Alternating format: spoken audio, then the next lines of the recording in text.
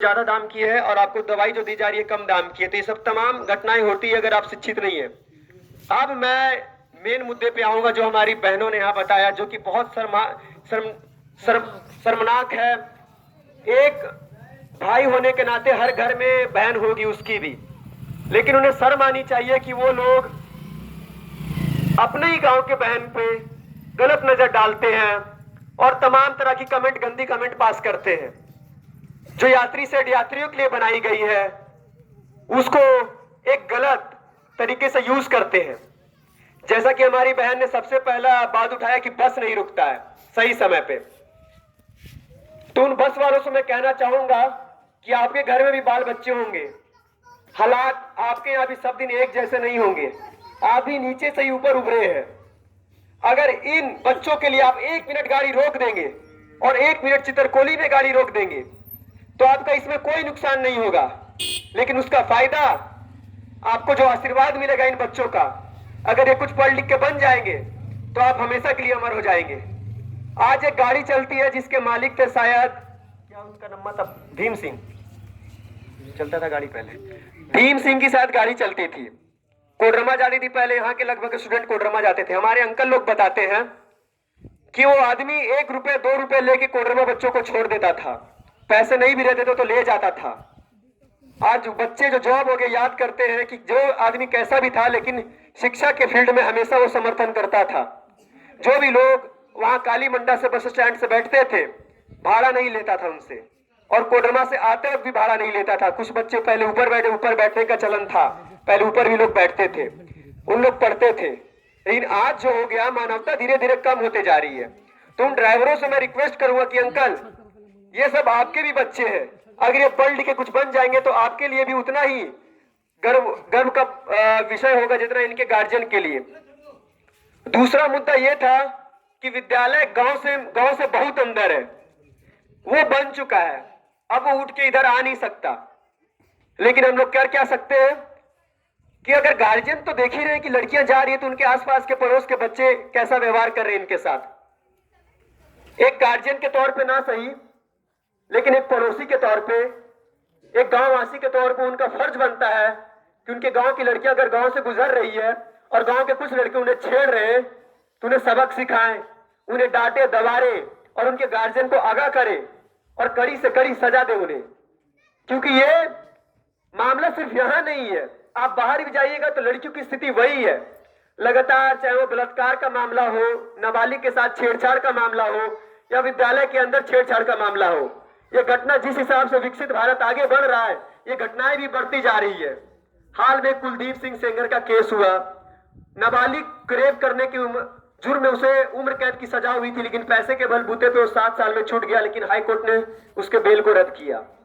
ये तो बहुत पढ़े लिखे लोग हैं वो ऐसे कर रहे हैं, लेकिन अनपढ़ लोग जो पढ़े लिखे नहीं है, जिनको दिन दुनिया का कोई मतलब नहीं है, उनको पहले सुधारना होगा।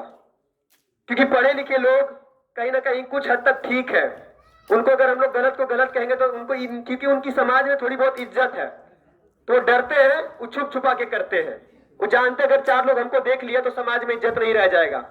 लेकिन हमारी उम्र के कुछ लफंगे जो कि पंचायत में आवारा की तरह घूमते हैं, जिनका कोई काम नहीं है, बस इधर से उधर गाड़ी लेके तेल खत्म करना, यात्री सेट के पास बैठ के लड़कियों पे कमेंट पास करना। गली में अगर हमारी बहनें पढ़ने जा रही, खुद तो वो पढ़ते नहीं है, लेकिन जो पढ़ने जा रही है, जो चाह रही है कि समाज में हम बेहतर इंसान बने, उनको भी तंग करते हैं। तो उन सबको चेतावनी देना चाहता हूं कि अगर वो नहीं सुधरे तो इसमें कड़ी से कड़ी कदम उठाएंगे और ज्ञापन दिया जाएगा, खास करके रजौली थाना अध्यक्ष को भी, बॉर्डर पे जो चेक पोस्ट पे जो पुलिस तैनात रहते हैं उनको, गांव में जितने निर्वाचित सदस्य हैं उनको और चौकीदार को भी एक एक को चिन्हित किया जाएगा और पकड़ के जेल में डाला जाएगा और कोई पैरवी नहीं की जाएगी। अगर कोई व्यक्ति उसका पैरवी करता है तो समाज में उसका गलत एक आंसर जाएगा कि नहीं, ये व्यक्ति ऐसे लोगों का समर्थन करता है जो हमारे गांव की महिलाओं को, हमारी बेटियों को पढ़ने से रोकता है, गलत कमेंट पास करता है। तीसरा था ये, शायद विद्यालय में पढ़ाई ठीक से होती है, विद्यालय में पढ़ाई ठीक से होती, क्योंकि हाई स्कूल में विजिट किया था, वहां पुष्कर सर हैं, उन्होंने काफी ज्यादा इसको कोऑपरेट किया, मैं उनका थैंक यू कहता हूँ। ये यात्रा वहां भी जाएगी तो उन सर से भी रिक्वेस्ट है कि जब ये लड़कियां गली से गुजरती है तो वहां के जो अभिभावक है उनके साथ जाकर कम से कम बस स्टैंड तक छोड़े, क्योंकि छुट्टी होती तो सब निकलते हैं। तो क्यों ना 2 टीचर आगे 2 टीचर पीछे और बीच में हमारी बहनें चले, कुछ दिन चले, फिर बीच बीच में जाए चेक करने। जहां भी ऐसी हरकत करते हुए लड़के पकड़े जाए तो सख्त से सख्त कदम उठाना चाहिए, कोई कोऑपरेशन नहीं होना चाहिए, एकदम ये दंडित होने चाहिए, क्योंकि एकदम समाज के लिए कैंसर है ऐसे लोग। ये समाज को ना आगे बढ़ने देंगे ना खुद आगे बढ़ेंगे। एक एग्जांपल दूंगा कि परसों ज्योतिबा फुले आप लोग जानते होंगे, सर आप लोग को बताए होंगे, भारत की पहली महिला शिक्षिका, उनकी पत्नी है। तो अगर आज से 200 साल पहले अगर वो शिक्षा की क्रांति नहीं लाती तो आज हमारे समाज में तुम लोग स्कूल जाती हो तो गुड मॉर्निंग सर भी कहती हो, गुड मॉर्निंग मैम भी कहती हो, शायद गुड मॉर्निंग मैम तुम लोग नहीं कह पाती। ऊंची जाति से आती थी, 100 पॉइंट हमारे समाज में हो गया कि ऊंची जाति नीची जाति। मैं इसको नहीं मानता, जो इंसान पैदा हुआ सब एक जाति का है, इंसान जाति का। लेकिन जो हमारा इतिहास रहा है कि जातियों का भी वर्णन में बांट दिया गया, तो ऊंची जाति से आने के बावजूद भी वो हमारे समाज के लोगों को पढ़ाई। ये सब देख के उनके परिवार वालों ने उन्हें बाहर निकाल दिया कि नहीं तुम हमारे घर में नहीं रहोगे। उनके हस्बैंड को भी और उनको भी। उस्मान शेख एक मुसलमान थे, उन्होंने अपने घर में उनको पनाह दी कि नहीं आप उनके दोस्त से रहिए।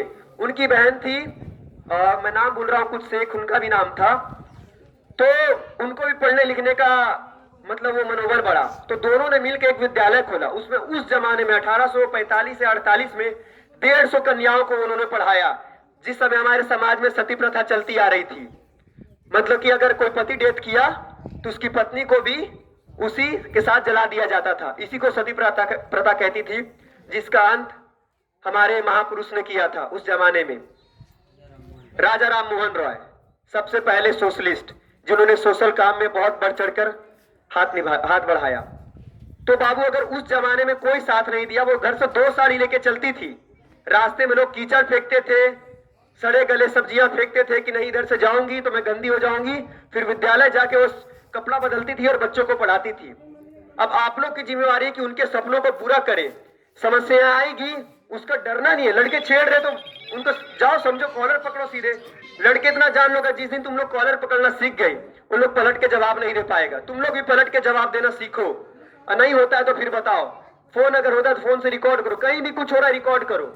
ये हाथे हाथ ये ब्रह्मास्त्र है, इसका सही तरीके से अगर इस्तेमाल की तो ये सब तमाम जो यहाँ के मुद्दे थे, खास करके हमारे बहनों के, इसको हम लोग कोशिश करेंगे कि सॉल्व करने के लिए हमारे यहाँ जितने भी निर्वाचित सदस्य हैं उनको ज्ञापन देंगे कि सर आप लोग भी इस पे कार्यवाही करिए। और हम लोग उन लड़कों को भी, अभी हम चित्रकोली वहां भी जाएंगे, वहां हम जरूर कोशिश करेंगे कि इस मुद्दे को वहां रखें और उन लोग को चेताएं। और इसी प्रकार यहाँ पे यात्रा समाप्त होती है। आप सभी को मैं एक नारा के साथ समाप्त करेंगे और हम आपको नारा बता देते हैं। पहला है कि शिक्षा हमारा क्या है, तो आप सबको बोलना अधिकार है, अधिकार है। दूसरा कलम चाहिए या जंजीर, तो आप लोग बोलना कलम चाहिए, कलम चाहिए। तीसरा पढ़ेगा भारत बढ़ेगा भारत, तो मैं पूरा लोग पढ़ेगा भारत बढ़ेगा भारत आप लोग को पूरा रिपीट करना है। इनकलाब जिंदाबाद तो जानती हो, और फिर एक नारी शक्ति जिंदाबाद, ठीक है। शिक्षा हमारा क्या है, अधिकार है, अधिकार है। शिक्षा हमारा क्या है, अधिकार है, अधिकार है। शिक्षा हमारा क्या है, अधिकार है, अधिकार है। कलम चाहिए या जंजीर, कलम चाहिए, कलम चाहिए। कलम चाहिए या जंजीर, कलम चाहिए, कलम चाहिए। पढ़ेगा भारत बढ़ेगा भारत, पढ़ेगा भारत बढ़ेगा भारत, पढ़ेगा भारत बढ़ेगा भारत, पढ़ेगा भारत बढ़ेगा भारत। इनकलाब जिंदाबाद, जिंदाबाद, जिंदाबाद, इनकलाब जिंदाबाद, जिंदाबाद, जिंदाबाद, नारी शक्ति जिंदाबाद, जिंदाबाद, जिंदाबाद, नारी शक्ति जिंदाबाद, जिंदाबाद, जिंदाबाद। आप सभी का धन्यवाद जो यहाँ रुक के हमारी बात सुने, अपनी समस्याओं को रखे।